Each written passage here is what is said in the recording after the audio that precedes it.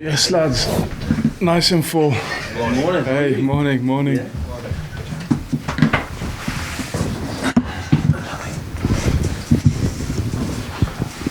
You'd expect it to be full today, wouldn't you? A little bit. I had a feeling. We've all instead of going to bed. Yeah. What else you do? You won already, Vinny. So we'll just have the usual broadcast section, and we'll go into the written embargo. It'll be 2 questions each, and we'll try it around everyone. All 2 questions? Yeah. Right. Okay. Good morning. Morning.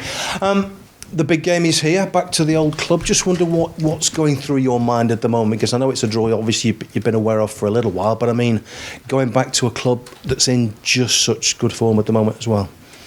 Yeah, I said it. It's mixed feelings because on the one hand, the last time I was there in any competitive capacity was the famous Leicester game at home. It's my last game there.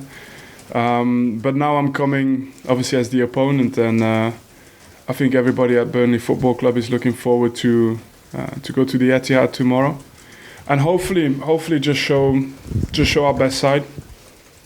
What sort of test will it be for your team? Because obviously they're going very well. They had a wonderful win in midweek. Haaland is scoring goals for fun. What do you make of them, and what do you make of him at the moment? Yeah, I think you can clearly see that the team is improving as the season progresses. You can clearly see it. I mean, I always remember that playing for Pep, always the first year is a little bit difficult because he has a lot of information, a lot of concepts that are very different from anywhere usually you play previously.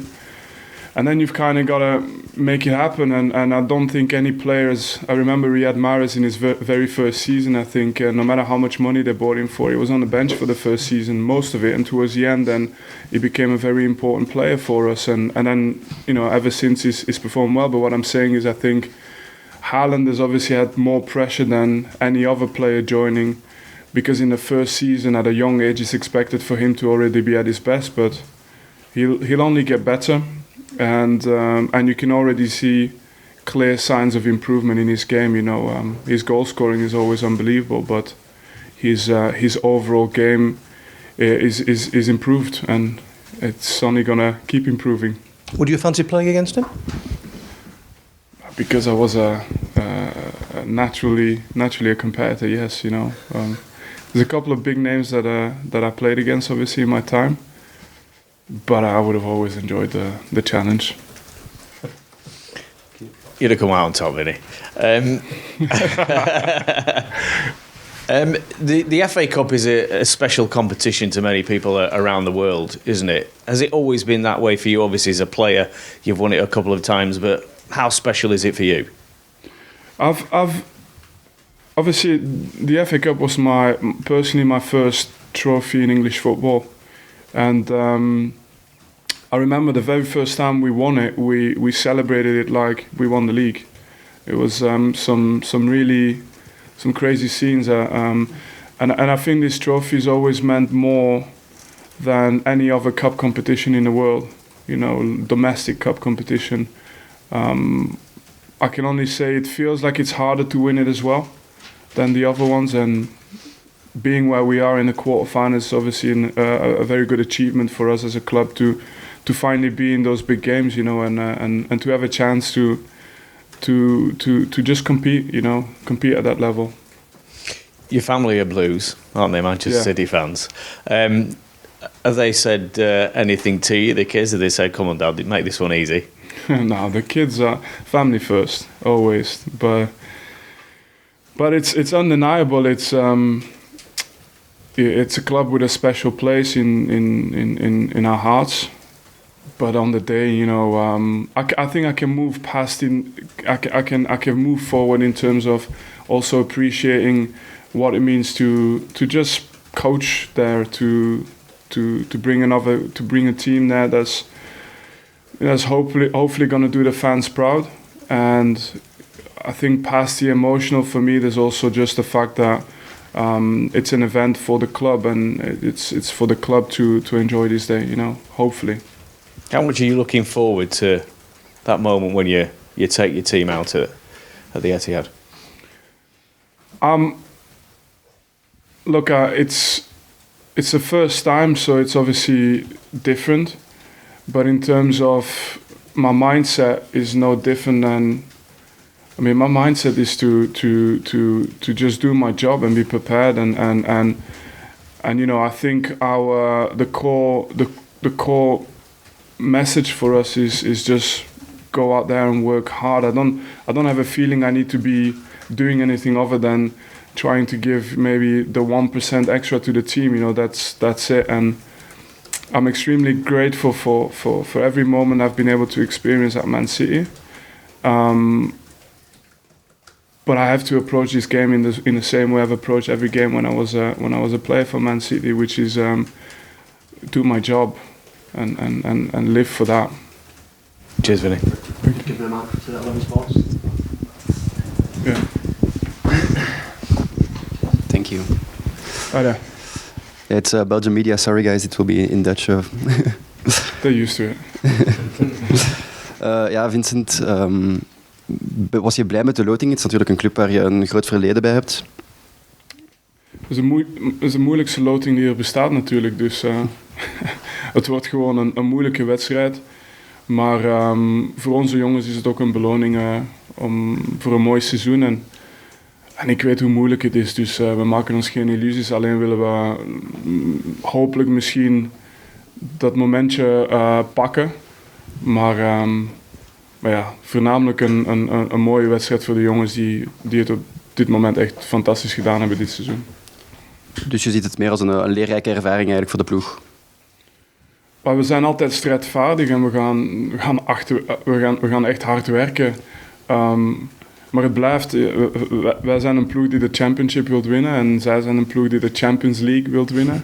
Dus daar blijft het verschil in en we moeten gewoon, zoals in het voetbal, altijd geloven in onze kans, maar ook rustig en realistisch zijn en voornamelijk zien dat we momenten hebben in deze wedstrijd. En van daaruit blijven de spelregels hetzelfde.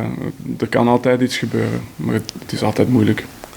Wat verwacht je van de wedstrijd zelf? Want het is natuurlijk tegen een grote tegenstander en ook een coach waar je vaak soms mee vergeleken wordt. Je hebt dat ook niet zo graag, weet ik. Maar, zolang ik mezelf niet vergelijk, is het oké. Het is de beste trainer met een ongelooflijke ploeg. Moeilijke wedstrijd. En ik hoef er verder niet te veel over na te denken. Het is gewoon een moeilijke wedstrijd, super moeilijke wedstrijd. En we moeten er het beste van maken. Zorgt het voor extra spanning voor u persoonlijk, omdat het tegen een ploeg is waar je een groot verleden bij hebt? Misschien even in het begin, maar daarna is het gewoon mijn werk doen en zien dat de jongens misschien dat extra procent bijbreng. Dus mijn eigen ploeg. Mm-hmm. Maar voor de rest leg ik mezelf niet te veel druk op. Nogmaals, zij willen de Champions League winnen, wij willen de Championship winnen. Daar ligt het verschil. Het is een uitwedstrijd in de Etihad. Had je liever een thuiswedstrijd gehad voor de fans en ook voor de ploeg? Of ben je ook blij dat je terugkeert? Maar in deze bekercompetitie had ik sowieso liever een thuiswedstrijd gehad. Maar een uitwedstrijd in dit geval is geen slechte zaak. Thank you. Hi, Vincent. You've obviously been asked a lot about what this game means to you and your emotions. What have you said to the players about it? Because obviously this is something that you're on course to make a league fixture next season. What have you said to them about the challenge ahead? Nothing yet. We had a recovery day yesterday, and then today we had a chance to prepare for this game, but the players are still to come in, and we'll start preparing fully from. I think in about a couple of hours I see the players, and that's when they'll hear my first words about this game. But do you plan to tell them any sort of different than you might do for an ordinary league fixture? No, I think look, they've earned the right to look forward to the fixture. And I said it in Dutch, maybe you caught it, but I said they're trying to win the Champions League, we're trying to win the Championship, So I think all things considered, we don't have to put too much pressure on ourselves, but still, have the desire to get something out of the game. And sometimes these type of games, the result is one thing and we all want to win, but I'm sure many teams have come to the Etihad and tried to win. I'm sure that if you look at I shouldn't have done, but I looked at the record of championship teams at the Etihad. it's not great. So you got to get something out of this game, but it's hopefully a result. But there's so much more to get out of this game for us, and we'll see. My main focus is on getting the best performance we can have on the day, and then we'll see. Okay. I'm going to just ask on the team news front as well. How's Jay Rodriguez, and are there any other concerns going into the game? We'll assess. Literally, you caught me before the coaches' meeting, so that's where I get all the fresh information. Okay, thank you. Cheers. Cameras off, please, guys. Can I just, before the cameras go off, would you mind, can I just, it's not a Burnley matter, but Patrick Vieira's lost his job today. Could I just ask you for one answer just to react to that dismissal, please? Yeah, look, I've mainly been focused on the championship, obviously, so when I heard the news, rather than to go emotional on it, is I tried to understand why, and I looked at the league table first, which I look at the championship league table every now and then, not too much the Premier League. And I looked at the league table and I was just checking out, okay, Palace, so I thought they were in the bottom 3 or something and, 5 points behind. And then I see they're 12th with actually 3 points ahead of relegation. So from my objective kind of rational mind, I would say at the beginning of the season that Crystal Palace would be very happy if they weren't in the relegation zone based on the squad they have assembled and the quality of the players. They've obviously... Then the second thing I do is I look at, because then I hear that it's about the run of games, so I look at the run of games they've had and I see Newcastle, Chelsea, United twice, City, informed teams Brentford and Brighton. I see that Zaha has been missing for 4 or 5 games within that spell. And I look at the next games that are left and I see Leeds, Nottingham Forest, Wolves, all the teams that are Everton, all the teams that are competing with at the bottom of the league are still to come, and they've just had the hardest run of games it could be, missing one of their star players. And then I have to be honest, it doesn't sit well with me. Because if you're rational, if someone is underachieving like you're underachieving on your job or I'm underachieving on my job, if you're underachieving in comparison to the resources you have, then I think it's fair enough that a club makes a decision. But I think if you're overachieving, which is what they are doing, then I think whoever's making the decision's got to come forward and say, well, okay, I made the decision because I think that at the end of the season, we are going to be safe because of that decision. Because actually what you've done is taken out a manager who's overachieving, no matter which way you want to turn it. And that side of it, I think is a problem in general in football. Thanks, appreciate it. Thanks, guys. Cameras off, please. Going to a written bag or so.